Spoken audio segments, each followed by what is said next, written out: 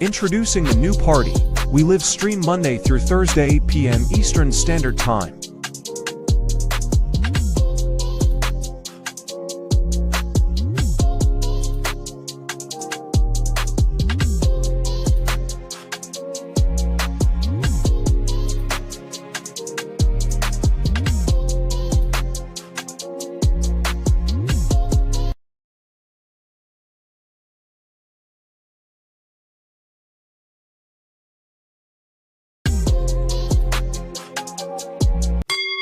Disclaimer. The views and opinions expressed on this panel show are those of the individual speakers and do not necessarily reflect the views or positions of this channel, its affiliates, sponsors, or production team. This content is intended for informational and entertainment purposes only. Viewer discretion is advised. We encourage respectful dialogue and critical thinking around the topics discussed. It's gonna come out how it come out. You feel me?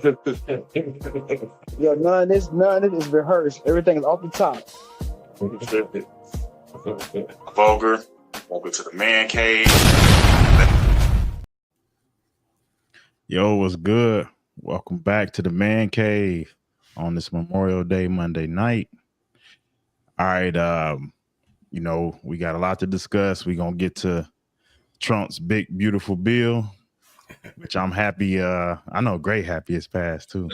So yeah, we're gonna get to that. And I'm gonna let Gray take over for a special edition we have coming up. For sure. So I'm Gray. We got Mr. Nick here. He's been a friend of the show. We've been working with him for quite some time, even before the election. And we have Chris. Chris has done a lot of stuff. Worked with a lot of big political debaters out there. So we're going to start bringing Chris on more as a regular and Mr. Nick on as well. So, hopefully tonight it'll be a good show.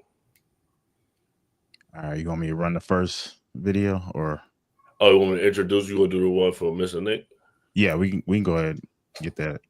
So Mr. Nick has been to Israel. He's Jewish, so we'll do a special topic. I mean, we haven't really delved into a lot of foreign policy. Mr. Nick, I mean, you know what happened. I'll let you introduce it, and then I'll let Volker play it. This is in regards to the young couple in D.C.? Yeah. Yeah. So, I mean, I can tell you I wasn't surprised when I heard that. I think it was Thursday morning or late Thursday afternoon when we got word what happened in Washington. And then the clips were all over the internet where you hear that guy just screaming free Palestine. I did it for Palestine. I did it for Gaza. I wasn't surprised. And did you guys hear on when Joe Rogan had David Smith and Douglas Murray on, and it was like a big thing? I think it was about a month ago. Did you guys see that podcast? No. So it was a very big podcast. David is very much like the pro-Gaza crowd, and Douglas Murray is like this British guy, intellectual, that's been doing this for like 30, 40 years. He's been warning people about Islamic Nation, jihad, everything that happened to London. Like he called it 20 years ago, the wars, Afghanistan, all these things. He's wrote a lot of books, very well respected. So, and he had a book, Joe Rogan introduced him, and then him and Dave Smith basically just started going at each other, right? And Dave Smith's point was, I read a lot of books. I know what's going on. Douglas Murray's point was, you need to, be there, talk to people, in order to see in your own eyes, to see what it is that you're discussing about, right? And then it became this whole internet theme, right? Meme, I guess, that everybody kept making fun of Douglas Murray for saying you can't report on something you don't know. Now, that is not true, but Dave Smith has made a career. I'm surprised you guys don't know who he is. He's a comedian, right? Just like a lot of Joe Rogan's friends. And he's really, really big on supporting RFK. And he doesn't like RFK because RFK supports Israel to some extent. And he's made a career the last year, PBD podcasts, Joe Rogan, all this stuff about talking about occupation and all that stuff. So Douglas Murray's point to all of this was it's very dangerous to have people that have a really loud microphone, Candace Owen, Dan Bazarian, all these people that are, because they keep saying when they're criticizing Israel, we're criticizing the government, we're criticizing Netanyahu. And he kept saying that's not what's happening on the streets. There you go. Yeah. And I, you guys should watch it. It's a very good podcast of two different views. But Douglas Murray kept trying to tell him that you have a lot of people with these big microphones that don't know what is going on, and their opinions are affecting the way people are being treated. If you see like this guy, they got to him, and this guy thought that he's saving Gaza, for whatever he did by unaliving these two Jewish people. And his point, Douglas Murray, is that there's 27 conflicts going on in the world: Sudan, Yemen, Syria, and all of them like dwarf what's going on in Israel. But nobody's, protesting that. Nobody's conducting violence. You see in these schools, they have Jewish free zones. Everything that has to do with Israel, people want to like defund. And that's what Douglas Murray was talking about. And it starts with the colleges, which Trump is really big on, taking money away from Harvard and whatnot, because they've been doing this for 20 years. Qatar, Russia, China, I think 50% of Harvard's tuition comes from those countries. And we know Qatar and China, they're not pro-American, right? So they're able to get this, radicalized idea that the Jews are to blame for everything. And if we just get rid of them, then there would be no problems in the world. And that is a lot of view of a lot of people in college today. Well, we want to play the clip that he was talking about. All right. Yeah, I'll go ahead. But before I play it, just a few seconds. Can you simplify this conflict, like the origins, why each side believe what they believe, just quickly as possible, just for people who may not understand? As quickly as possible, I can tell you that it's been going on like this for 4,000 years.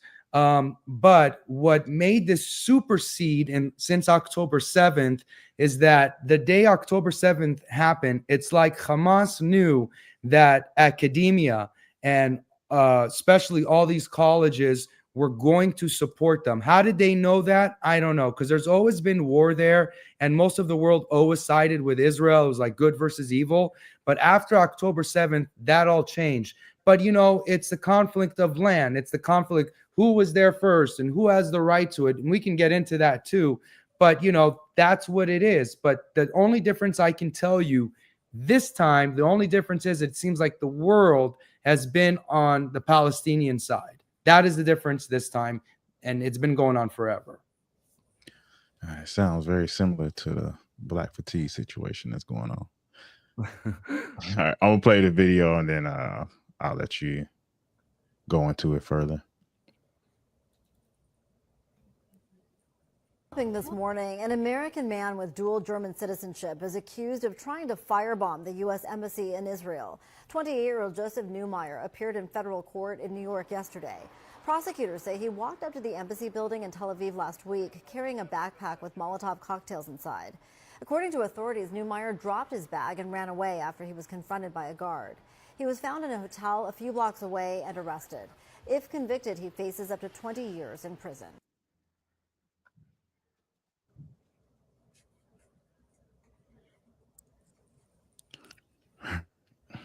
Did you hear about that, Mr. Nick? With the no, I didn't. So it was a guy. He went to the embassy. Basically, he walked past the people at the desk, and then they tried to like ask him what he was there for.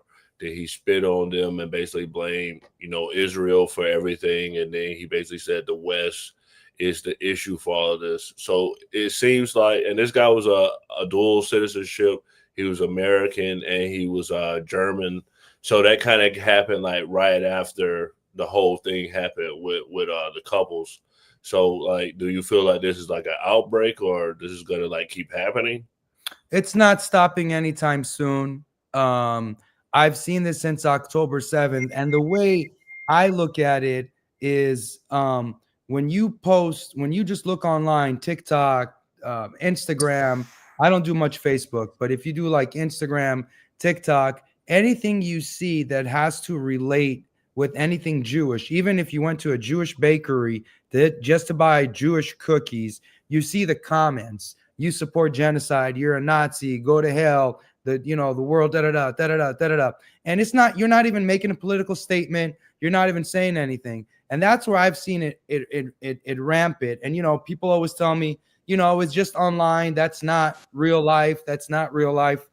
I don't know, man. I didn't live in Nazi Germany 100 years ago, but it seems like a lot of the writing is on the wall. There's a group in particular. You know what? I had a conversation, and this is off topic, but kind of not. Friday at work, I had an older man, 70 years old, veteran, came into my shop for an estimate. I don't know if it matters. He's a black guy. Okay. And we talk. And he's like, I see your Jewish flag over there and the American flag. Are you Jewish? And I'm like, yes. And then he's like, what's going on with you people? And I was like, explain. He's like, why does everybody out to kill you? This is the morning after DC, Friday. He's like, the blacks don't like you. The Latinos don't like you. KKK don't like you. Whites don't like you. He just went through the list, right? And I was like, you tell me, right? I'm like, I want to hear it from you, right? Why are you thinking everybody has suddenly coexisted together for this one goal? And he's like, well, Gaza. And I was like, okay, what's going on in Gaza? He's like, genocide, Bibi is Hitler, da da da da da da da da.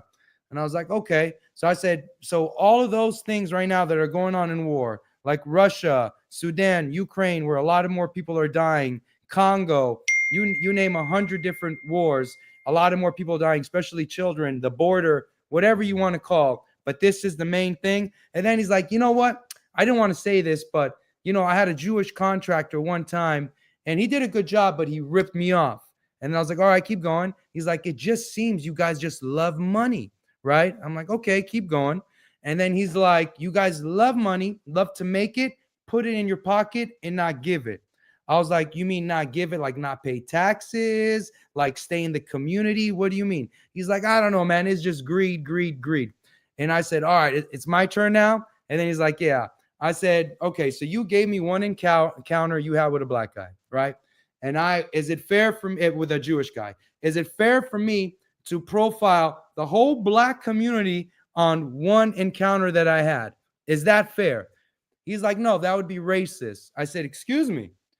I just took everything you said for 8 minutes and just said, yes, yes, yes. And when I just gave you one example, you just said automatically it's racist. He's like, well, there's a lot of racism in the black community. People don't like blacks. I said, you just explained to me how all these cultures came together against Jews, and you're okay with that, but you want to tell me how it's opposite for black. I don't understand that. You know what I mean? It didn't make sense to me.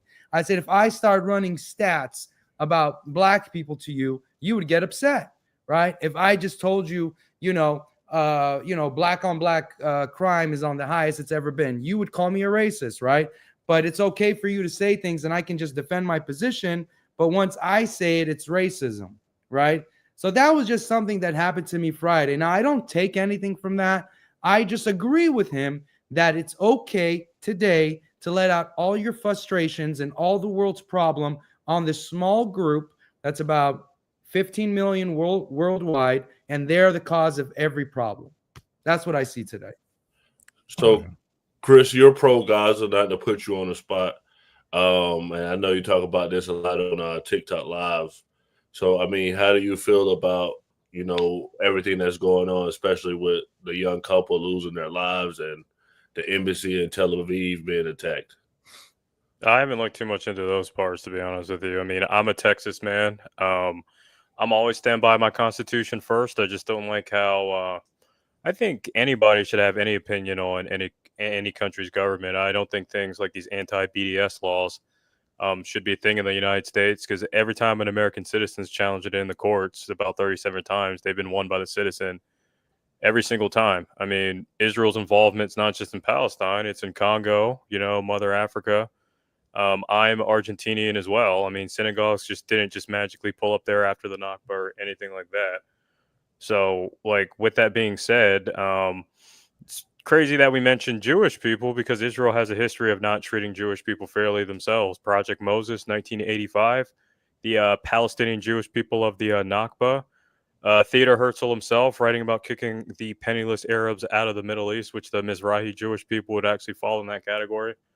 So, like, I mean, for that, like, I'm always going to be an America first type of guy. I mean, I believe you can criticize any government. I mean, Israel's like, just like the United States, Israel's hands aren't just in Palestine. They've been in other places as well. So, yeah. Vulgar. So as far as, I guess, like I said, maybe I need to look into this. I wish I had more time because I do like these type of subjects. It just seems, I'm trying to figure out why people have switched all of a sudden. And one of my theories could be, I feel like a society, especially America, has switched from the people who normally hold the moral code or moral ground. They have switched to kind of go for the underdog, in the sense like whoever they perceive as the victim is who society is taking. Or I would take it even further to say the liberals are taking the sides of who they deem as the victim or the underdog. Gaza, in a sense, because a lot of what I hear is they're kind of locked in. They have to rely on Israel. Israel cuts power to them and things like that, which it could be justified for reasons that they are doing it. Let me know if I'm right or wrong on what I'm saying. This is just what I've heard. So that's what I'm trying to figure out. I think it's just now a thing of people, whoever held the moral high ground, they're going after them now and saying they're wrong. To me, am I? I know you would have to ask. You would have to ask a liberal. I'm a progressive. The problem is, I've had knowledge of this whole conflict going back to 1833 for like a long time. So I don't really think the average American citizen knows much past of October. But I don't agree with the anti-BDS laws. I don't. If they're going to play the whole anti-Zionism as anti-Semitism part, well, Israel doesn't treat all classes of Jewish people correctly, right? Mm-hmm. And we got documentation of that. So what are we doing here? We can even go back to the Havara Agreement, 1933. Mr. Jabinsky, right, working with the actual. Well, I'm not dual streaming on TikTok, so I can say these words, right? Worked with Hitler himself, right? And yeah, in the SS police, in fact, I'll just go read an excerpt from the memo right now between Mr. Jabinsky of the Zionist Republic of Germany and Hitler. And it quite literally says, I'm going to read it verbatim here.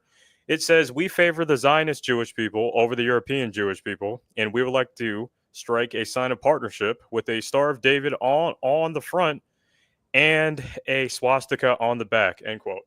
So, like, with that being said, I've never held to the notion that anti-Zionism is anti-Semitism, because there's been a very long history of Israel not even treating all classes of Jewish people correctly. So I've never seen that. Because they have the evidence otherwise.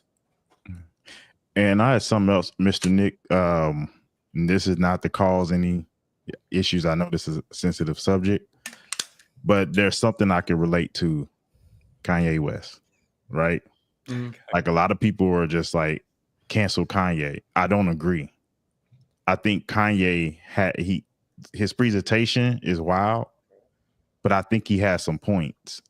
Like, Kanye's war with the Jewish community is more of, y'all came in and did this stuff to us. Y'all take the music, all the bad stuff, y'all fund it, pay for it. But if I say something about you, now y'all want to cancel me altogether. So, like, a lot of people call Kanye crazy. I don't. I think he has a point. How he's going about it may be the wrong way, but I can see why he's at war with the Jewish community, because they tried to break him for expressing himself, right? So, to me, would you say that kind of relates to? So I would say this: as far as Kanye goes, he has his songs, right? Heil Hitler, whatever. I don't care. Free speech, right? Even though I would never make a song like that about any other culture. That's just me. But his experience that he had with 1 or 2 or 20 executives, whether they were Jewish or not, and they happened to be Jewish, and this happened to him, that's with those people. That is not the community. If I have a problem with one employee at Walmart, right? I'm not blaming every Walmart owner and every Walmart across the country. It seems like whatever he had going on, that with banks that shut him down, with music, whatever it is that they did with him, right? He expressed his anger. You know, like the things he said in his Twitter are wild, right? But I support free speech. But I don't think you have to take the whole community and say all Jews control media, all Jews control, music and artistry and all this stuff. I'm Jewish. I don't know anybody, no executives, right, that control any music, any movies, any writers. What does it have to do with me? So, for example, I own a business. If somebody comes in, right, and I did something to them, or they say something to me, I have the right to refuse them. If you own a business and someone comes in with a hat and says KKK, you can say, get the hell out of here, right? If I come into a place and I'm disrespectful to you, and this has happened to my business where someone was a little too wacky, nothing to do with race, I said, look, I can't do business with you. So for him to say everybody, all the Jews have family members or something that's in this media and they control stuff, no. Now, were they able to shut him down with that Hail Hitler song? I think it was Spotify or Apple Music. One of them were able to shut it down. Now, if you ask me, would I would have done it? No. But it could be one of those executives were Jewish, and because it's a private sector, just like when COVID happened, there were certain things that we did hear and certain things they didn't allow us to hear. Now, I don't like when people get involved in that kind of stuff, but that is the private sector, right? But what Kanye did is Kanye has 34 million Twitter followers, right? And he always goes on these rants, get yourself a good Jew, beat them, make them your slave. You know, even if I have a problem with the race, I'm not going to say that all the time, right? Like, obviously, I spent a lot of time in Israel. I spent a lot of time here. I'm not going to tell people, get yourself a Muslim and beat them all day, right? And I've been directly affected from that, right? Friends that were gone in October 7th and stuff like that, but I'm not going to do that. So yes, it's the same thing that happened to Diddy, right? He went after the big company, and I don't know who the owners of those companies are. I mean, if they happen to be Jewish, oh my God, right? But if the people that he went and sued for $1 or $2 billion, and suddenly this whole case blew up in Diddy's face, I mean, these are people with power, right? We all know people with power can do certain things. My thing is with Kanye, yes, he's brilliant. Yes, he can sing, all that stuff, right? But you don't take down a whole community with an experience that you have with a business or with a group, right? That's not how it works. That's how I see it. Well, can I ask you a question? Yeah, go for it. I definitely agree with your sentiment, but do you agree with the BDS laws in the United States? You're saying people should be able to, make what music they want, sell what they want. Are you in agreement with them in 39 different states? Because there's been certain cases, in fact, in all 37 of them, it's never been an attack towards Jewish people. It's been an attack in these court cases on what Israel has done as a country. For example, there was a professor at Arizona State University who's Congolese.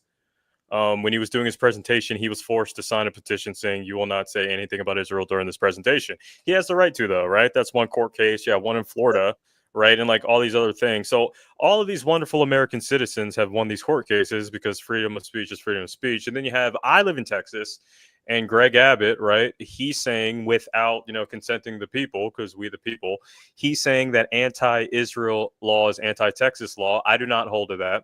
But now he's threatening to take money from small businesses that refuse to sell to Israeli vendors. Now, you have that attitude towards people's free speech. Do you think people should be legally have legal action taken against them for either boycotting or exercising free speech against Israel's government? Because none of these has been about Jewish people. It's been about something they've done in Congo or maybe something in the Middle East. And one guy's even something in Argentina, and I can actually get behind that one. So what's your take on that? So I publicly don't like when people force someone to say something or do something. Like when Trump was trying to do like, you can't do this, you can't do that with Jewish people. I didn't like that because it sends the wrong president, right? It sends the wrong message. That to me, why? Because then you got people online saying this is the protective class. This is the da da da da da. You can't say anything. Dan Bazarian, oh, if I say something about Israel, they're going to kidnap me and kill me, right? All this stuff, which is not true. But I do think that there's certain states and certain cities, like where I live in LA, right, where you can go and in UCLA, USC, Harvard, whatever, and you can create a Jewish free zone, or you can say we're going to attack Jewish students. We're not going to let them in. And those, you know, campus police, whatever it is, are not doing anything about it, right? That's not happening everywhere around America, but it's happening in enough places, right? So to me, no, I don't think that if you're going to go say a speech and someone tells you, hey, you can't bring up Israel, you can't bring up this, you can't bring up that. No, I don't agree with that. And to kind of like put your situation in context, during President Trump's campaign, he actually put groups of Jewish people that were against Israel, you know, under a lot of scrutiny and possibly a lot of danger. Exact quote incoming, right? He says during the GOP of November 9th, and he's addressing the population of Jewish people that don't agree with Israel, right? Once again, free speech. I think we can both meet in the middle there. He says, if I lose this election, it will be in part due to the American Jewish population because of their support against Israel. Do you agree with that statement, that he said that statement? Because I believe that somebody with a mustache blamed Jewish people for World War I. Without any evidence. He's saying that if he were lost, he would have blamed it on the American Jewish population that didn't support Israel. Do you agree with him saying that? So let me talk from my perspective. My perspective is from New York, right? There was about 70% Democratic voters. The Jewish community, 70% are Democratic voters. I believe he was talking to them. I believe he was talking to a lot of Jewish voters that in big majority vote Democrat. And after October 7th and everything that was happening in this country, I think that was his way of saying, hey, if you're not going to vote for me, you know, then you're going to see less and less support for Israel and Jews around. And I agreed with him. After October 7th, I did think that if you were Jewish and you still voted left, I thought that was crazy. That's my opinion. Okay, so you're having a conversation about protecting Jewish people, but the Jewish people that don't like Israel, now you just leave them to dry. That's essentially what I heard. Because the GOP was done in a red state, by the way. That speech he did was done in a deep red state, right? So like that's what I'm saying here, right? So I get your end. I actually agree with the whole. I've never been a person about the whole big media and bank thing. I think that's a myth, right? I think we can both meet in the middle there. That's weird as hell, right? In fact, I think that targets you guys substantially more because hard work's hard work. You know, people work their way up. Who cares, right? You know, with that being said, though, I mean, yeah, so to disenfranchise a group of Jewish people that don't like Israel and saying, oh, they lean left, by the way, the data pretty much says it's 50-50, you know, those populations of ones that do and don't. So you even got conservative, Republican and conservative Jewish people, according to the data, that actually don't agree with Israel. So what, we throw out, we throw the Republican Jewish supporters under the bus as well? What do you mean by under the bus? I don't get what you mean by that. Specify. Well, yeah. So you made the claim, right, that he was addressing the ones that lean left, right? Yeah, there's still, according to Pew Research, according to Gallup, according to a bunch of other things. There's a lot that still lean left, correct? Yeah, but not a majority of them, like you're saying. There's an at-large amount of registered Republican and conservative Jewish people that are looking at this as a geopolitical incident that still don't agree with Israel anyway. So under your logic, you would be throwing them under the bus. Hold on one second. I just don't agree with their politics. What do you mean by under the bus? Well, yeah, just because you vote different than me doesn't mean I want to throw you under the bus. If we don't agree on the same policies, that doesn't mean that means I just disagree with you. That's all. We got a super chat, guys. Nora from Nora Christine. She's a host on the new party. She put, W. Knit, thank you for supporting free speech. But Slim, you've been quiet over there. We see you with the Knicks hat on. You happy they got a win? It's normally. Oh man, on this topic. it's a touchy topic, man. Number one, but Voga hit on something that I was thinking about regarding Kanye West, regarding Nick Cannon. Reality is it's a group of people you don't really want to mess with. But I also agree with Mr. Nick in regards to the liberal minds pointing the finger at all once one does something. And we got to get away from that some way, somehow, because I think from what I see, like deep down inside, man, is someone starting or trying to escalate some sort of a civil scenario here on soil. And the topics that we speak about, it has relevance, but how much relevance? And when we glorify and we highlight certain things, I start to think, like, no disrespect, even on Chris's question regarding, Trump's statements. It's like, why would it matter? Because he won. At the end of the day, he said that statement. If he was to lose the election, it's irrelevant because he won. But we still make it a scenario where we basically dwell on it. So, I try to stay away from this type of situation. Israel, the Jewish, very touchy, man, because you never know which way to turn. You never know who you're talking to. You never know who's going to see what you're talking about. So sometimes I just like to fall back and be the sponge, Yeah, I agree. There's a lot of people that's afraid to speak on this. Vo, you want to go to the next topic? Yeah, we can. All right. So we gonna hit on these wedding bells. Travis Hunter.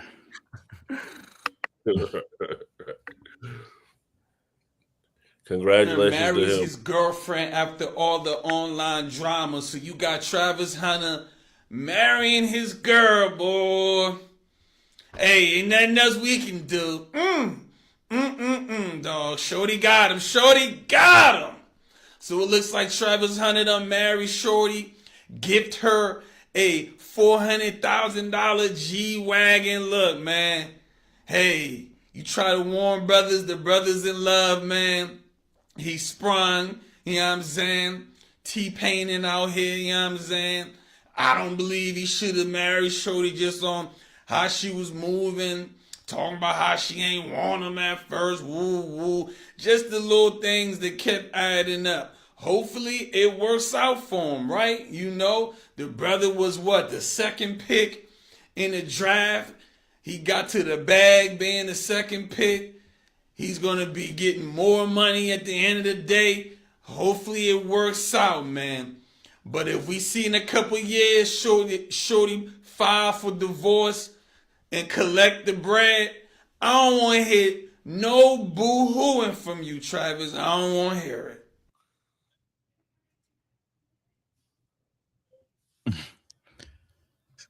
Slim. Oh man, this is crazy. I didn't think he was gonna do it. Another man down. Yeah, he messed up, man. I mean, at the end of the day, I would have went at least another 2 years in the league. I would have went to a few parties. You know what I mean? I would have met a few people.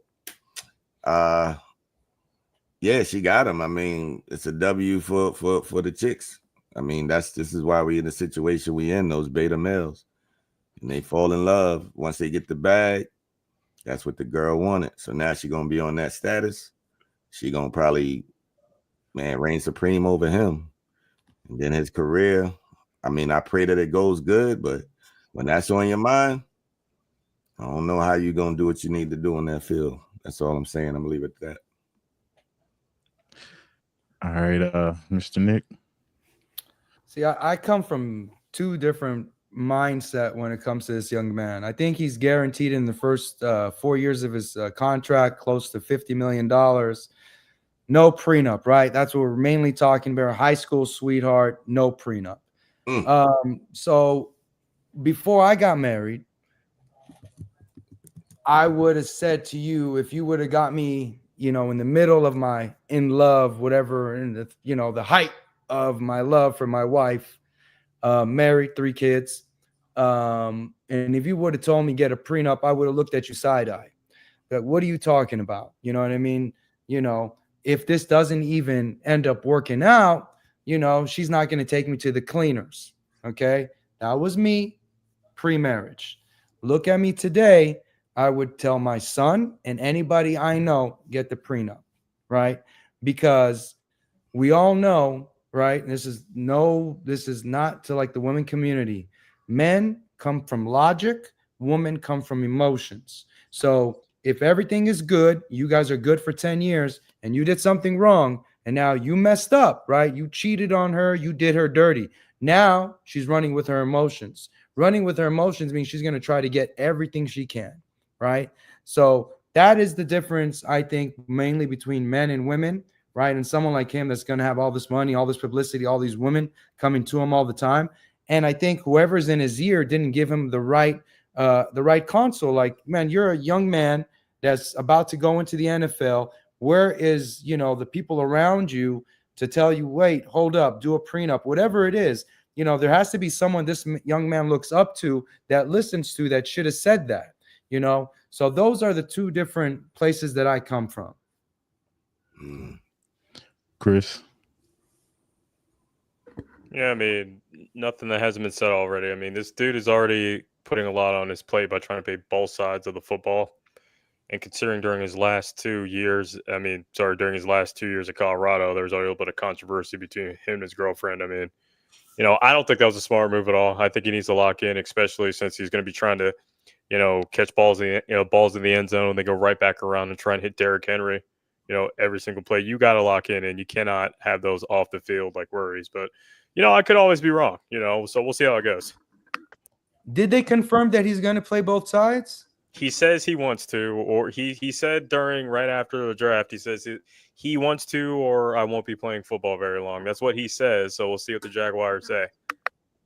Well, he gonna be in the league about as long as he's gonna be married. Playing like that. That's the bet. Is he gonna have a longer career, or is he gonna be married longer? That should be the bet. That's hard, man, because both of them seem pretty volatile right now. I ain't gonna lie to you. Boy, I give it about Jackson out here. I give it about a year on the marriage side. Gray? I would say the same thing that Chris was saying, because all the antics she was doing before, like we was signing autographs for people and she was like acting and making everything about her.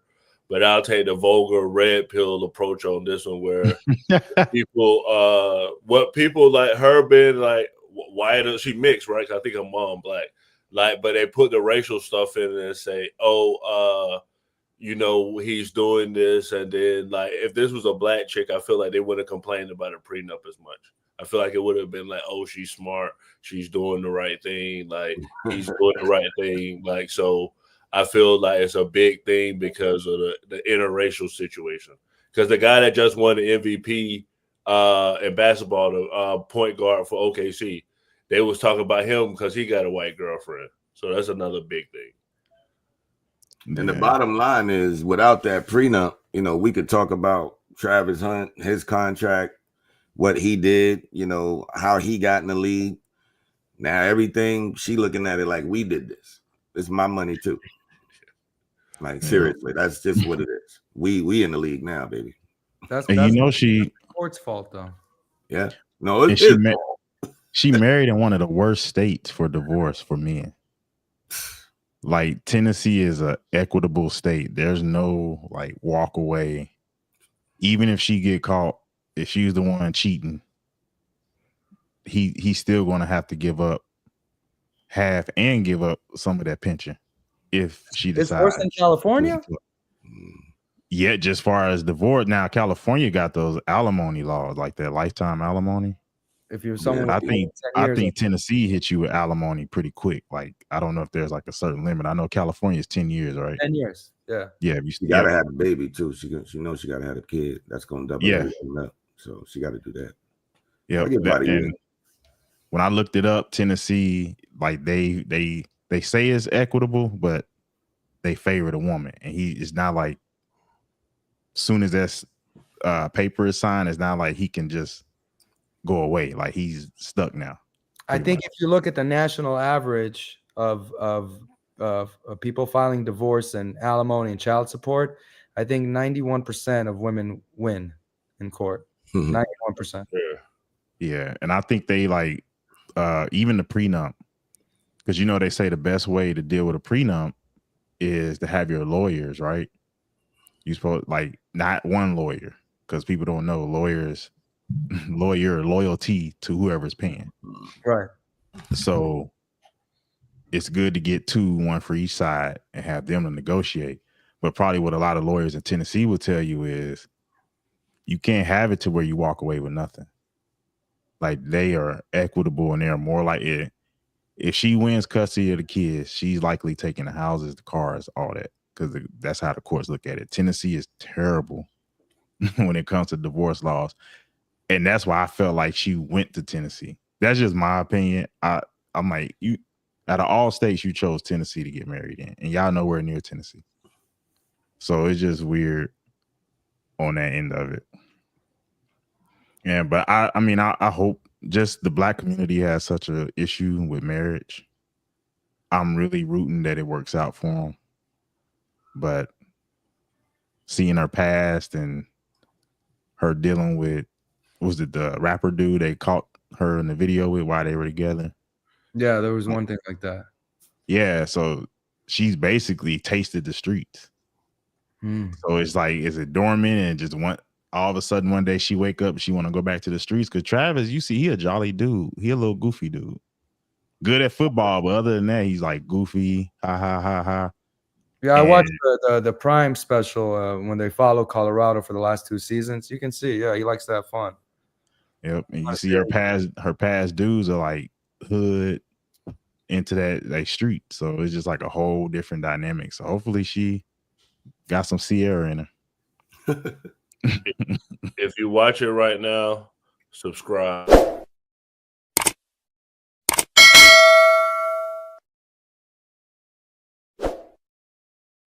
Go ahead, Vulgar. Came out of nowhere.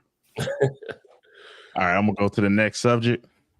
Hey, we wishing y'all luck, man. What's her name? Leanne, whatever it is, stay with your boy. You made your bed, get some sleep. All right. So this next one we're gonna talk about just real quick. Did y'all hear about Michelle Obama? Yeah, she wouldn't want to be around a Trump supporter. Nah, not that. Oh, I thought you were talking about that. I would love to hear about that too, Gray. No, yeah, I honestly haven't heard anything about it recently, so if you can fill me in, that'd be great. I'm gonna play the video and y'all let me know if y'all would want your wife saying this publicly. Brian, if I'm a single girl out there and I find out that Brian Chesky is single and I can like stay in his house, There she have goes. you ever? Go right you to the relationship, ever- but Brian, you don't have to be feel pressured. No, but we've never talked about this. He just got here. Have you ever? Her and her husband have tried to set me up before, so I'm very invested in I appreciate Brian's it. love life. But Wait. so you've never met anybody that way? Have you found? No.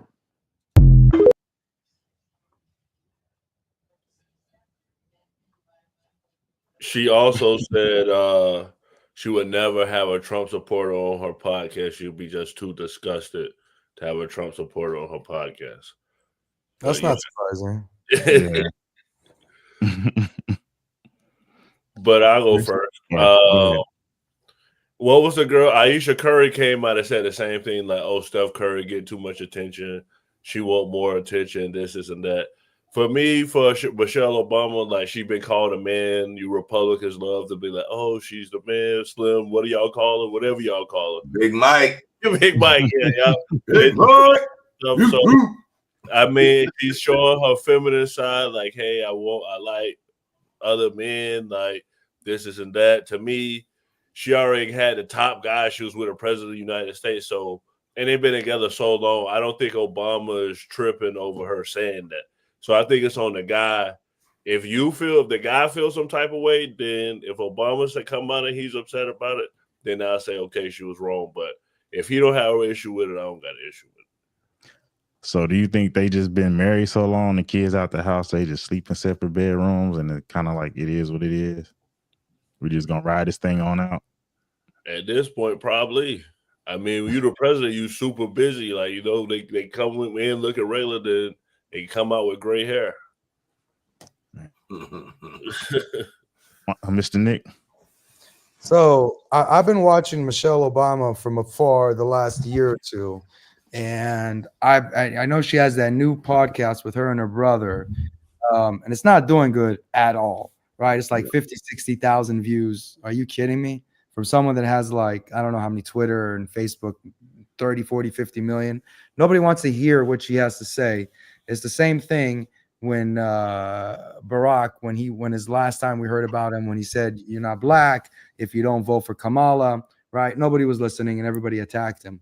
But she's been complaining a whole lot about her life in the White House those last 8 years, the things that he did, the things she had to go through, what her daughters had to go through.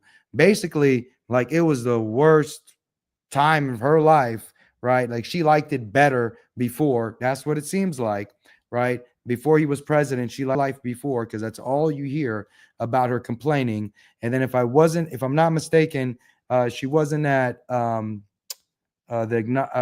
Trump got inaugurated, and at the funeral when Barack and him were chopping it up. What was the Jimmy last Carter? There you go. She wasn't there either. So I don't know. To me, I don't even think it's a big deal because you were president and now you get a divorce. I mean, the regular people, yes, at a certain point they were president. I do feel like they're staying together just because of maybe they were president and what that means. But I wouldn't look at it side-eyed if they got divorced at all. But it seems like she's letting out a lot of stuff that she either didn't like or she was going through when they were married, and especially when he was president. That's what I see. Yeah, if they do get divorced, it's gonna fit a stereotype. I think that's the big reason too, with them being only black, Obama being the only black president. And it could be that's why they're holding on. Yeah, and it'll just show the dysfunction on a big stage. Chris? I mean, not too much add on it. I mean, if that's how she feels, that's how she feels at the end of the day. But I mean, at the end of the day, she's building because I work in the venture capital space. I've been keeping up with Michelle for a while. I'm sure she's not sweating it. Her and Steph Curry are actually making this new energy drink together. It's going very well. So I'm sure she's just throwing shit at the wall right now. So not too concerned about what she says at the moment, to be honest. No surprise, man. I mean, she can't, it is what it is, she's Mike Obama, you know what I mean? So at the end of the day, she gonna be concerned about somebody else's sexuality or what they doing, But for her not to want Republicans on her show, I could understand that too. She ain't ready for that smoke. So, we'll just leave it alone. Did she say Republicans or did she say Trump supporters? I will pull it up just to be sure. Okay, because I'm a Republican and I'm not a Trump supporter, so we do exist outside of there. Let's use correct terms here.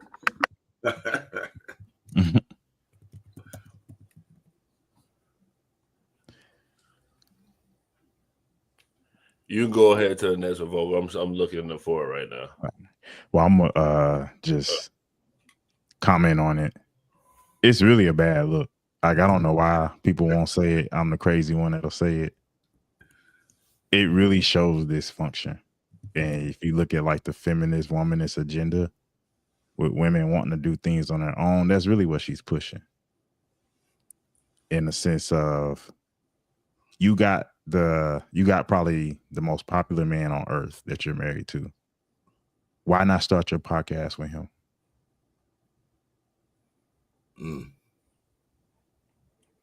Trump supporters. Okay. Yeah. Noted. So that's my thing. Why not show support and start your podcast on here? You went and got your brother, which is, we don't know who he is. That's why it's failing. We know now. Yeah. If you would show some type of unity with your husband, because he's the one, and to me, that's what it's about. It's like a competition thing. It's like the fall of Eden in the Bible, or one of the curses of it was women will try to compete with men and never succeed at it. And that's what I'm looking at right now. She should have just went with her husband.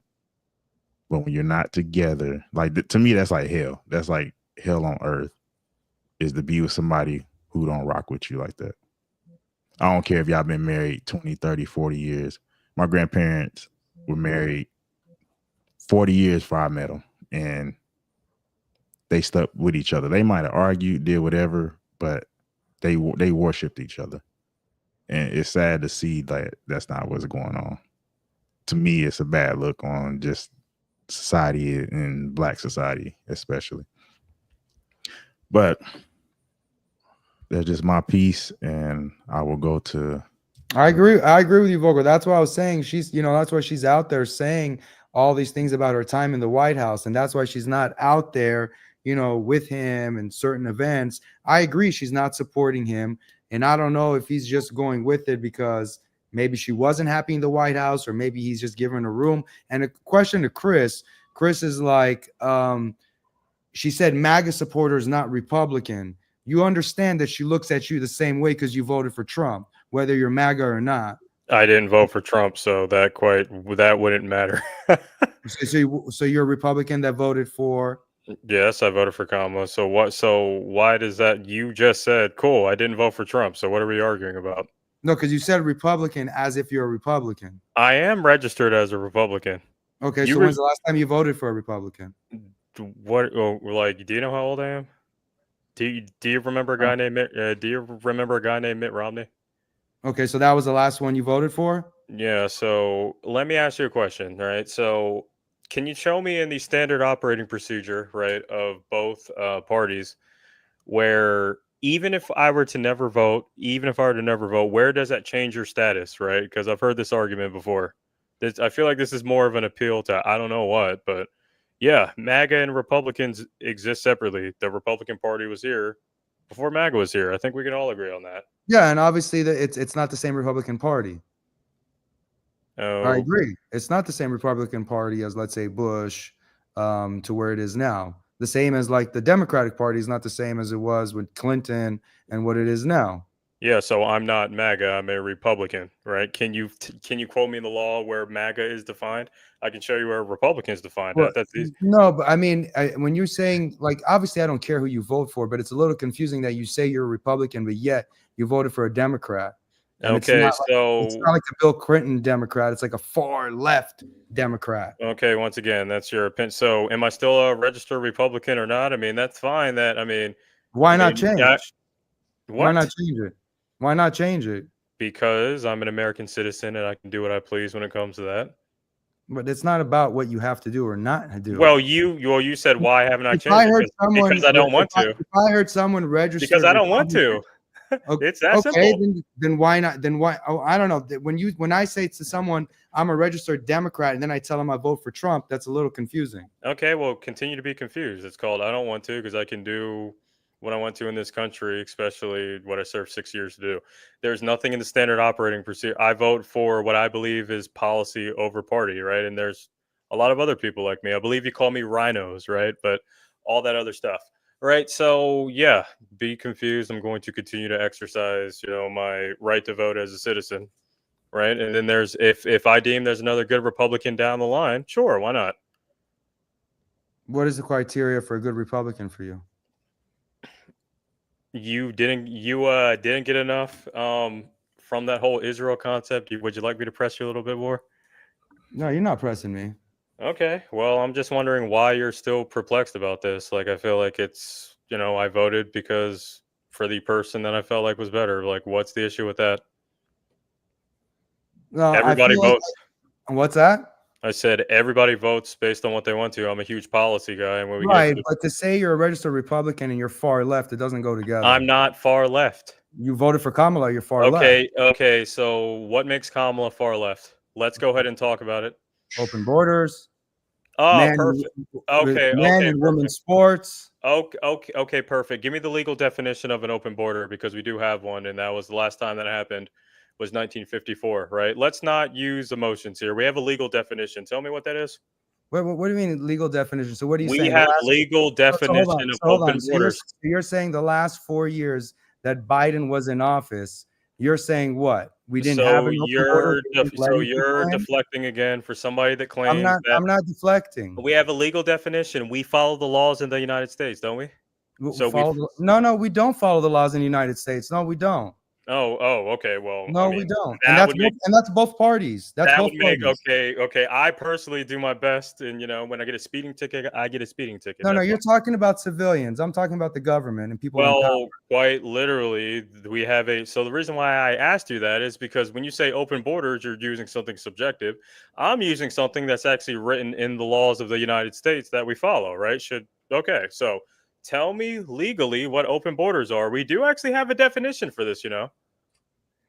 When you're saying laws in the books and all that stuff that you want to say, you're just trying to use words. Use legal definitions. But bottom line is the people that came into these country were not by definition. They were not the definition of the reason they were supposed to be in here. Okay, well, I'm not asking you for the definition of them. I'm asking you a simple legal term that you should know because you're using it. Open borders has a legal term that's been law for quite some time.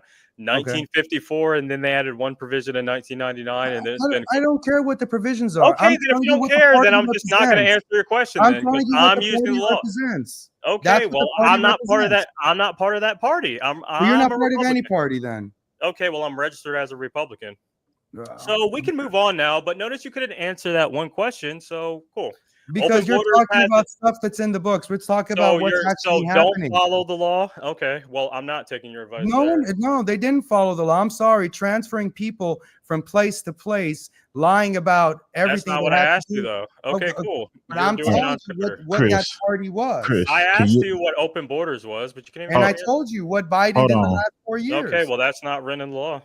All right, let me break out for a second. Chris, can you say what the legal definition of open border? So if we go over to the USC code, open borders, right? And we can find this in 3 different places, but open borders is 3 provisions: no government agencies working within a few hundred miles of the border, and no executive branch jurisdiction on the border, right? This was last published on May 12th of 1954, right?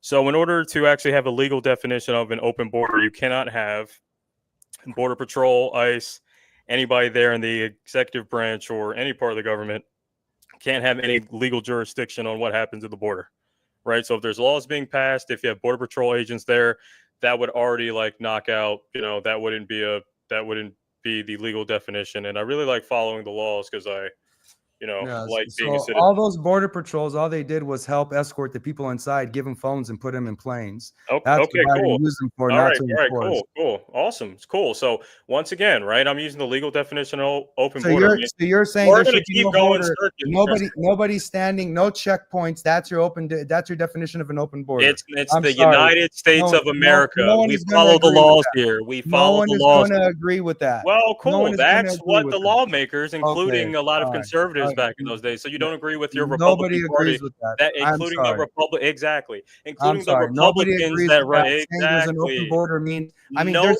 when Republicans wrote that definition. Now you don't agree with it. Slim, bigger. Am I crazy by saying that if we have no border patrol, then that's an open border? Am I crazy for saying that sounds a little out there? That's what the law of the United States says, which Republicans were in office when they put that. I don't care who's saying that the Republicans were crazy. That's not. We can move this conversation along, but I gave you the answer already. Well, we go to the next topic. Yeah, exactly. Yep, absolutely.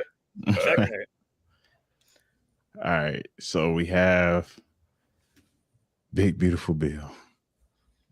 I printed that out, man. That thing's big. It's like 100. It's Eliminate like taxes on tips and 1,160 overtime, pages. put about $50 billion towards the border wall and hiring Border Patrol agents, keep in place existing individual tax rates, create savings accounts for kids with a one-time deposit of $1,000, increase the child tax credit by about $500.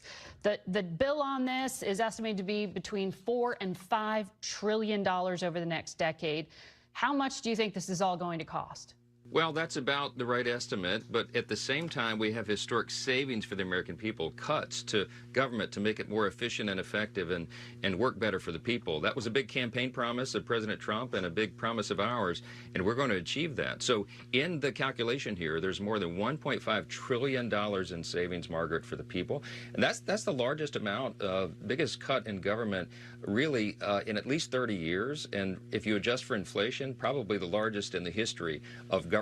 So we're proud of what we produced here. We've checked all the boxes. We're all the things that you mentioned in existence, in addition to American energy dominance, investing in our military industrial base, which is appropriate for us to talk about this weekend, and so many other priorities. And that's why we call it the one big, beautiful bill. I think arguably it's the most consequential legislation that Congress will pass in many generations, and it's a long time coming.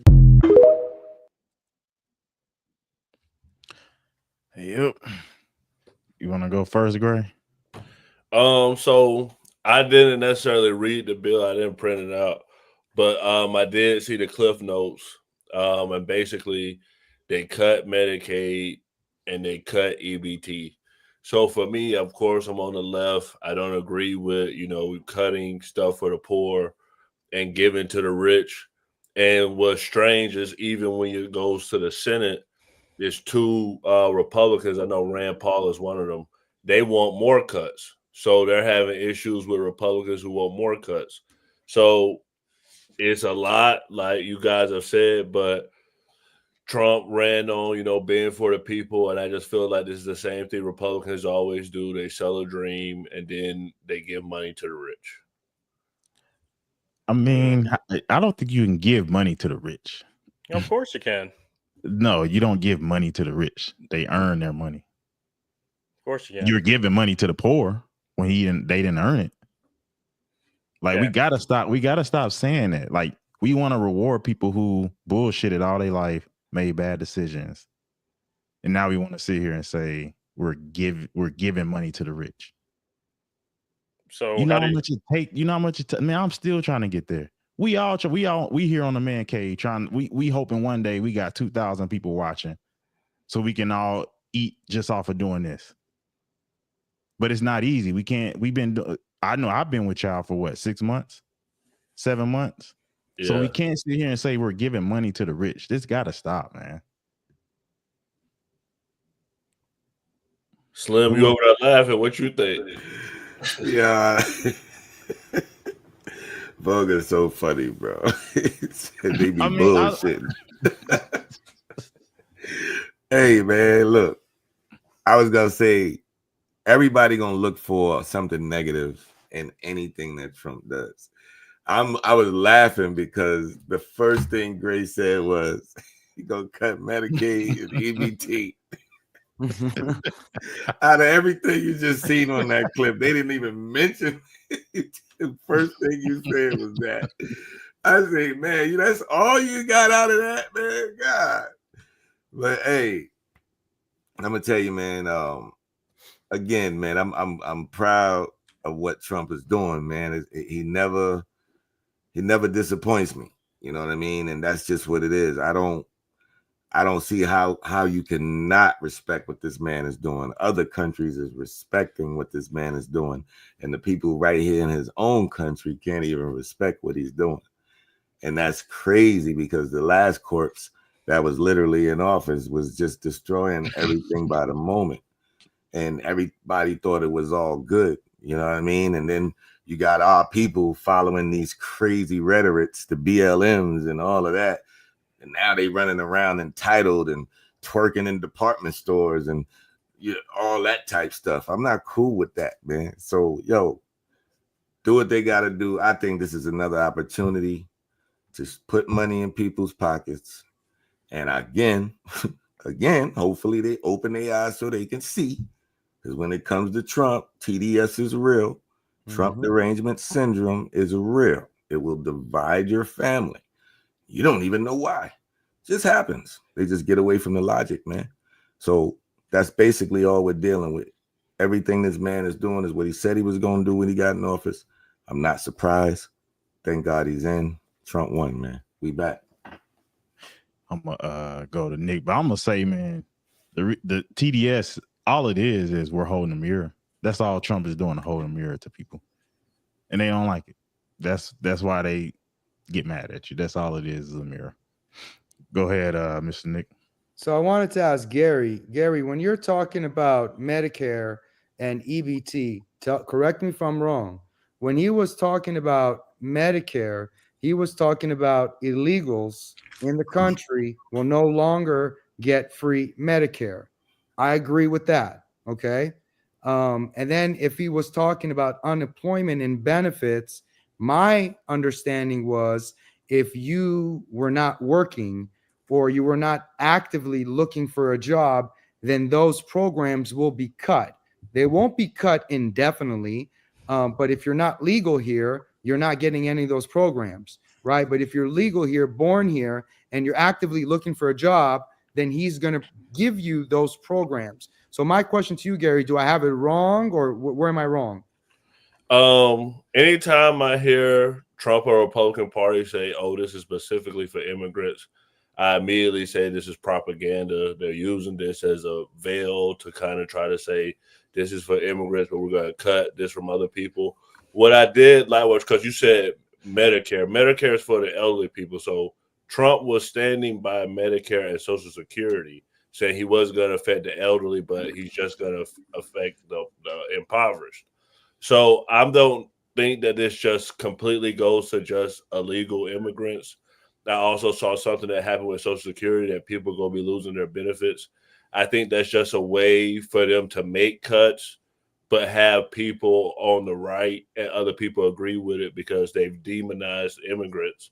So they say that, and then they take it from people unbeknownst that they're also going to be affected. So he did say that, but I don't think that that's the reality. So you're just saying he just laid it out there, but that's not what's going to happen. Right, like for example, like the Dodge cuts is supposed to be the cut, spending that we shouldn't be doing. Like, right. Yes, it probably was some corruption involved, but a lot of people who work on federal jobs, people on my own Facebook feed. I remember this guy; he was so happy to get this IRS job that he posted saying, "Yeah, it's a sad day, but I lost my job because it's administration." And I think he was a Trump supporter. And, it's just like, wow, it's real people being affected. And for me, I don't know if it's because of social media or anything else. This is the first time I've seen people be directly affected by something the president is doing. Like I see on TV or the internet, that I go on social media and I see actual people affected. What about those people that lost their job when they didn't take that 19 shot, man? Slim. I mean, here's the thing with COVID-19. The thing with COVID-19, you're affecting other people. So, if you were by yourself and you weren't affecting anybody else, I know that this is people may feel like this is wrong, but if you're going to affect the local population, you're not an individual. So, all right. I got one more question. Based on what you just said, do you believe that today? Yes, I still believe that. Also, Slim, even if I were to play your paradigm, who signed the executive order March 9th of 2020 in order to allow the states to handle that the way that they did so? Who was that? Who was in office at the time? Well, you're talking about when Trump said that the states can handle it as they see fit? Well, yeah, I was talking to Slim, but okay, now you gave him the answer, Nick. Okay. I know you're my boy, but I was trying to ask him a question. Okay. No, go ahead, but I mean, state your point. Yeah, no. Who was I mean, you're saying that's bad. All right. Who signed the executive order March 9th of 2020 that allowed the states to make that decisions? Okay. He just answered it was Trump. Okay. Yeah. So okay. So I don't see where the symmetry breaker on that one was. You're acting like that's something he didn't cause either. But at the same time, right? Oh, you saying he caused what? What did he cause? You're talking about people getting fired because of certain jobs with C19. Absolutely. Now the only saying ones out of his control was maybe the military because we kind of been running like that for a while. what I'm saying is if Gray is going to have that same energy, you got to have the same energy on people losing their jobs for the COVID-19. That's what I'm saying. So don't have the energy of people losing their jobs based on Doge finding out there's corruption in the system when you don't have the same energy when so many nurses lost their jobs during the COVID-19 scenario, all because they didn't want to take the shot. There were people who had religious reasons on not taking a shot and they lost their jobs. So if that's, just have the same energy. But hold on, Slim. Didn't the whole CDC and everybody that investigated said that there was an overreaction to COVID, that COVID did come from a lab, that the vaccines didn't work? They Correct. basically admitted the whole lie that, Gary, this is not a personal shot at you, but they admitted that a lot of people that were concerned, like me and my family that didn't take the shot, and a lot of other people that didn't take the shot, that it seemed weird that they were making us do all these things. And now if you look, Dr. Fauci and the CDC, all that stuff said there was an overreaction, and the things that they told us to do at the time, right? Take a vaccine, not see your family. If your grandma is passed away, you can't visit her, whatever it was, right? They said that was an overreaction, and none of those things that they did actually helped and actually caused harm, right? And another thing, Chris, C19 was in a lab. Chris, Trump didn't mandate the vaccines. It's when he left is when the vaccines were mandated. That's another thing. Well, yeah, So we these know are the that things the that I look Democratic at. parties called it the Trump vaccine, and we'll never take the Trump vaccine. And as soon as he got out, it was mandatory. It was mandatory. That's Right. weird to me, bro. You're telling me there was a federal law that made it mandatory. Can you tell me what the and also you said COVID was made where there's evidence it was made in a lab in Wuhan. Can I get evidence for that too? Well, why don't you look at the CDC just said it was plausible that it came from the lab. So, what do you think? So you're saying it came from an It animal? should be on their website. Well, yeah, I'm actually on the CDC and I'm on the NIH, right? And let's go to CDC. It said lab or leaked, right? That's what I was looking at. And it quite literally says in the very first sentence, right? Because I'm just going to read this whole thing. The majority of the scientific community maintains that there's no direct evidence of SARS-CoV-2, right? SARS-CoV-2.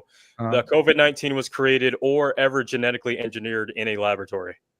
So yeah, that's the first publication of CDC. Now, if we go to the NIH, right, which is also another thing So where are you saying it came from? Well, no, I'm asking you, right, where the evidence was for the lab, right? Okay. That's all I was asking. I'm telling you, and I don't have the article, okay, but I'm telling you that they said it was a probable lab leak. Okay, who's they? Because the CDC. You got people from the CDC. Well, I'm looking at the CDC. It quite literally says no direct evidence that SARS-CoV-2 causing the novel coronavirus was ever created or genetically engineered in a laboratory. So if it was leaked from a laboratory, if the CDC is saying that it was never created or genetically engineered in a laboratory, then there's no lab leak. Okay, so you're saying that it was never created in a lab? Is that what you're saying? No, I'm asking you where you got that from. What is your opinion? Okay, cool. Why don't you just show me like who said it in the CDC? I'm just curious, right? You said the CDC. They don't say that. Okay, so you think it was what? It came because the only other option is it came from an animal, right? Okay. Those are the only two options that it came from, either from an animal or from a lab. I'm saying, right, and more people are leaning that it came from the lab than an animal. The CDC's not saying that. Who? I mean, so where are you RFK. Okay, gotcha. Okay. Oh, so RFK. Yeah, right now it's just speculation. Yeah, but there are some government officials. They're split. There's some that saying in the lab. Yeah, so I mean, the bottom line is the people were bamboozled, and they're finding out you don't pardon Dr. Fauci for no reason. Okay, there's a reason that this guy is pardoned, and I want to find out why did Joe Biden do that. I really want to know why, because last I heard, you have to commit a crime to be pardoned. What crime did he commit? Full disclosure, my mother worked for the CDC, but this was way before COVID. She's been almost 20 years, and she tracks STDs. So to your question, Slim, they don't care.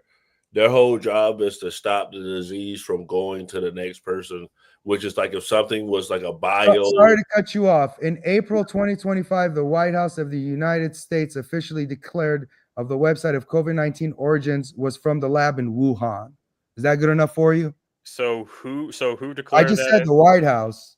Okay, so the White House declared it. Okay, Okay. cool. All the way in Okay. 2025. But how come the CDC has maintained 2020? Okay, that's good enough for me. The White House said it's good enough for me. Okay, cool. So You that's want good. God to come down and tell you it? I don't get it. Well, I mean, I don't know why. You're acting like I just came up with it 5 minutes ago. Well, yeah, you kind of just did because the CDC. No, I didn't. I just told you the White House. Yeah, in 2025, conveniently, but the scientific community says, Conveniently, no, not that's conveniently, fine. that's what they I said. mean, that's fine, right? That's Okay. fine. So nobody in the scientific community as a whole makes that claim, but the White House does. Listen, I don't know. It sounds like you were for COVID. That's what it sounds like to me. So you're telling me, so cool. So now the at home. So when I For the ask you stay at home, separate when I ask you for the scientists, let businesses shut down. Let's right? go. Exactly. So the executive order in March 9th, 2020, caused by Trump, is what caused those. No, you didn't, because you just stated and that I'm going to read it to you too, if you want me to. You just said March that, 9th of 2020, Donald J. Trump. All right, let's bring it back. Let's bring it back. That's because we on a big beautiful bill. We got a super chat. Yeah, we got a $10 super chat. I lived in Cuba. I became 31 years old in 2015, and I came to the U.S. in 2016. It was the first time I learned about Trump, and I know Trump equals Fidel Castro to this day, and Trump has confirmed that. So there's someone from Cuba saying that basically Trump is Fidel Castro. Hugo, you saying you leaving again, or we should leave? Harsh. Does he live here, or where does he live? I asked him, Hugo, you want to put in a chat where you live? Oh, he came to the U.S., but no freedom, no opportunities. What?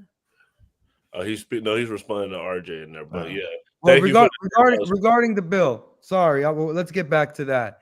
I think that especially the tax cuts, the reason I think that it worked and it was good is because the Democratic Party didn't touch that and didn't say anything when Joe Biden was in for those 4 years. They talked about it, but they never had an idea, or they never even proposed a new tax idea because it's good.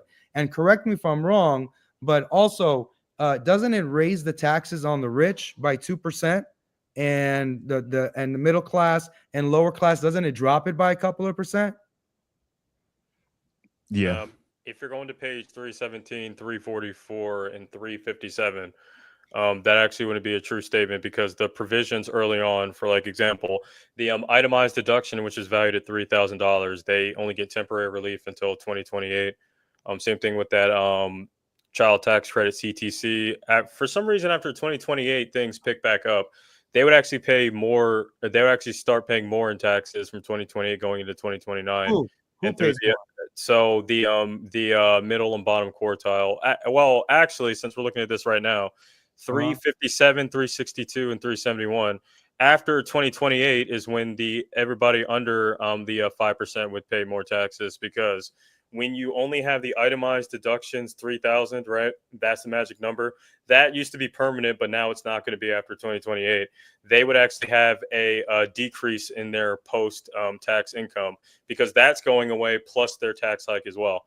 That can be found on 366, 371, and 372. So 2028, I don't know why they picked 2028 out of all years, because how long is this bill supposed to be when it passes? Like 10 years? Is it another 10 year? Well, I thought, yeah, because every tax bill is theoretically, I believe, 10 years, 8 to 10 years, I believe. So, yeah, that's why, like, when we're looking at the longitudinal breakdown on 317, 367, 372. And I'm gonna sit back and listen here in a second, because I just had a formal debate on this Sunday, and I still have PTSD from reading too much.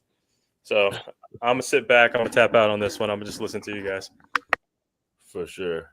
We got a super sticker from Nora. I don't know what the sticker looks like, but got a super sticker from her. Vo, did you have anything else? No, I just I like what the bill is doing. I know you don't like the cuts for food stamps and Medicaid, but the thing is, people need to get up. What Trump is doing, he's forcing people to get their ass up. and get back to work and stop relying on the government. As I keep saying, the government shouldn't be as big as it is. Like a lot of these grown ass men shouldn't be in the IRS building as customer service reps or whatever they doing. Now, if you an accountant, auditor, like you went and did your years and you got a specialized skill, cool. Other than that, leave that to these baby mamas, single mothers. Let them go in there and be customer service reps, and y'all get your ass out here and fill in some potholes. Like I gotta redo the suspension on my car because I'm just hitting potholes every damn day. And some of y'all want to sit in here and AC and live off government jobs. No, that's why I'm glad Trump's doing what he's doing, because he like a lot of y'all grown ass men need to get out here and do some real work on this infrastructure. Didn't Clinton cut like 400,000 jobs when he got in those 7 years? 400,000 federal jobs. Who, Clinton? Bill Clinton. I'm not sure. You know, I was a teenager then, but I was young too. I wasn't old enough to vote, but I looked it up to see if it was the first time that a president cut so many federal jobs, and it's not. I mean, Bill Clinton in 7 years, you can Google this, cut 400,000 jobs, and that's how we balance the book. Yep. So, wait, he balanced the book by cutting jobs? Are you gonna not? That was one way of him balancing the. Are you saying he didn't cut 400,000 jobs? Oh no, I'm not saying. I'm just saying that's not a big reason how he balanced the budget. He actually did it through a very good tax plan that, for like example, a system of WOTC tax credits and things like that. Right. That's maybe a tiny proponent of it, but okay.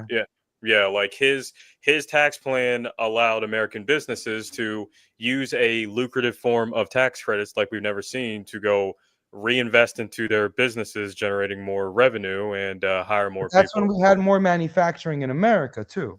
That tax plan was the conduit for that. So I'm gonna go throw it back to this tax plan. This one actually extended the repeal of what's called Section 199, which is going to hurt manufacturing. Section 199 allows these industries like manufacturing, which tend to be centered in the American Midwest, in order to write off 20% of their is it capex? Yes, capex, right? So they can write off, as long as they're investing back into their business, better equipment, better technology, hiring people, paying wages, and things like that. Now, right, I'm just making an observation, right, that's in the bill. We're going to see how it shakes out, but I don't know. I feel like Section 190. Hold on, let me get that right. You're saying companies that are in America that hire American, build in America, will get a 20% deduction, right? That's no, because that repeal was taken out during the first Tax Cuts and Jobs Act. That was there before. This, from what I looked at the bill, right, 200 to 350, you can find that repeal still extended through 2029. Yeah. So they took that away, is what you're saying? Yeah. So they first took it away in 2018, right? Okay. 2018. And then I thought in this bill they were going to put it back, right? And it's just still not there again until 2029. That doesn't make sense if he's trying to push manufacturing in America. Okay, hey, it's still repealed. It says repealed Section 199A. I mean, if it didn't make sense now, I mean, I guess the first time, but I'm just saying though, like that was a big proponent of Bill Clinton's tax plan. So it was repealed in 2017, but it was replaced by Section 199A, which focuses on pass-through deductions, deduction, which is like an S corp. So that I'm very familiar. Accounting is my background. So yeah, that's what it was replaced with. So basically, he's trying to even the playing field between small business and bigger corporations. So since the tax was lowered to 21%, the corporate tax. So when it comes to these manufacturing and small businesses are normally registered as what? LLC, right? LLC or C corp. It depends if you don't have it. Yeah, C corp. Well, you don't get anything if you're an individual. You're pretty much sole proprietor.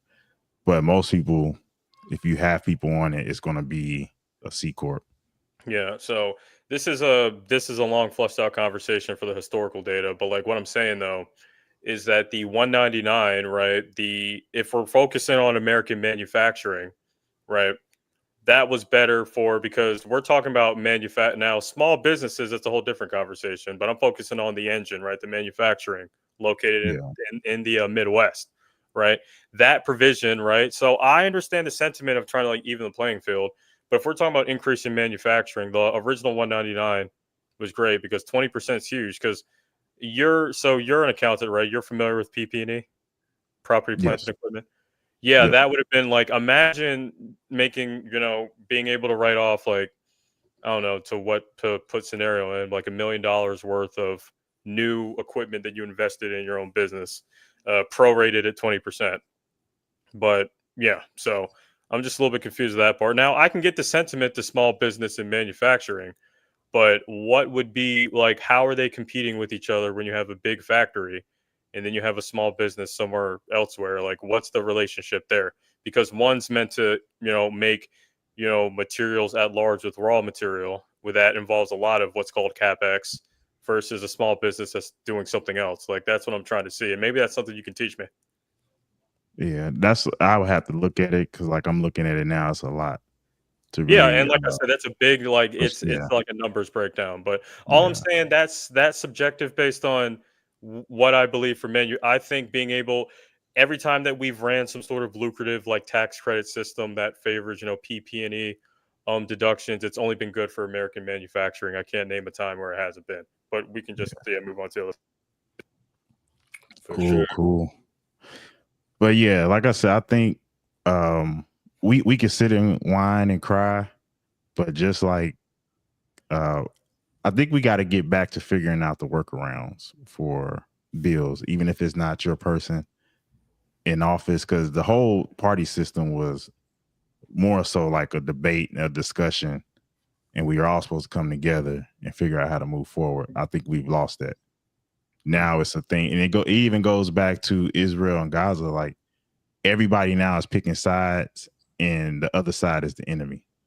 I think that's the biggest issue, and it's crazy how I can bring all that together. That's what's going on now. Everybody's picking sides, and we're enemies.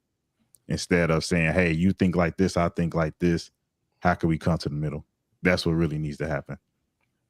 Great way to plug the new party, Vogel, because that's what we doing. But Mr. Nick, what's your final thoughts? I think this is your first. You've been on a new party a couple of times, but I think this is your first time on a man cave. So give us your final thoughts and tell us what you think of the man cave.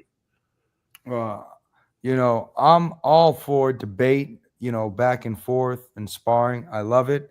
And I love it when people come with different ideas. We don't all have to have the same ideas. And if we don't have the same ideas, I don't mind pushing people and people pushing me on my ideas, but it doesn't mean once we're done with this podcast, I will have a problem with you.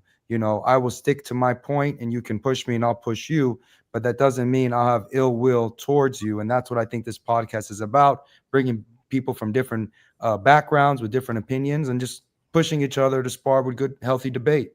And once the debate's over, it's over. For sure. Absolutely. Slim, what's your final thoughts? Hey man, good show. I loved it. A lot of smoke. I love the debating. It's awesome. I didn't know Chris was a Republican, but it's all good.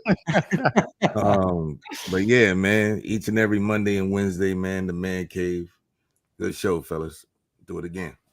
For sure. Chris, this is your second time on the Man Cave, but you also went on a new party and you went on Dana with a data who's with Judge Joe Brown. So we've been doing a lot of stuff with you. What's your final thoughts? Are you muted? You can't hear you, Chris. You're muted. Stupid mics. Can you hear me now? We're good. Yeah. Yeah. It's always good to have a place to come together. And once again, and I do agree to the sentiment of the coming in the middle and just finding the resolution, no matter which side, and all this other stuff. So I'm glad we can continue to all collectively exercise our First Amendment together. And Mr. Nick, sorry if I got a little bit too heated there. I like to compete, but you're a great guy with a great perspective. And I'm glad we can come to the middle, about actually, finding the solution in the Middle East or like anywhere else that we had a point, because I think we're just both trying to find a solution. So, really appreciate your time. Hope we can have a conversation again. And yeah, guys, good show. Let's do it again sometime. Absolutely. Thank you, Mr. Nick, for coming, and Chris. Normally with Slim and Vulgar, I'm just talking about hood topics and, you know, what women doing. So I was glad that we could come and like talk about foreign policy. You know, we do talk about politics a lot, but Chris, you brought up a lot of stuff you really research, and Mr. Nick, you have a lot of like insight and like actually being in Israel. So it's always nice to have someone that's actually a part of something, because, you know, it's a big complaint with people speaking on other groups these days, even with Black people, Jewish people, whatever. So great conversation. I like that we was able to come together and have this conversation. I hope that we can keep coming and talk about things that's affecting America, and hopefully we can make a change. Vulgar. All right. So to wrap up, here's the thing. If y'all make good decisions, while bills may affect you, it's not going to affect you as bad as if you're getting assistance. Because my thing is, if you're above 25 years old and you're getting any type of government assistance, you're making poor decisions unless you're disabled or something out of your control. So that's what we got to get towards. And also too, the left is going to keep saying 4 or 5 trillion on this bill, but y'all got to remember, nothing's free. If you get free anything, it's always scaled down, right? So even though it's 4 or 5 trillion, y'all really got to watch what Trump is doing as far as cuts and stuff like that with Doge or whatever else. Because if he's able to make 6 trillion in cuts and his bill costs 4.5 million, we've actually saved 1.5 trillion or something. My math off now, but that's all I'm saying. So y'all got to quit letting the left push you on things, and we just got to give things a chance. We got to give it a chance and just see what happens. And y'all need to be figuring out how y'all can benefit off either party that's in office. That need to be the thing from here on out, is know how you can benefit off every bill that's passed. Man cave. For sure. Thank you guys for coming. Have a good night. Hey guys, we've got something big coming up. We're headed in person to cover the Diddy trial on June 2nd and June 3rd, and we need your help to get there. As you know, we are now celebrating our 1-year anniversary, so it's an exciting time for us. We'll be making exclusive in-life content, interviews, updates from the courthouse, and behind-the-scenes moments you won't see anywhere else. This is about more than just one case. It's about getting the truth out there, accountability, and bringing our community real, unfiltered coverage straight from the front lines. If you rock with what we do and want to support independent media, hit the link below and drop something in the Cash App. Cash App below. Please support us. Every dollar counts. Travel, lodging, care. And we're doing this for the new party team, for always supporting us. Let's make some noise.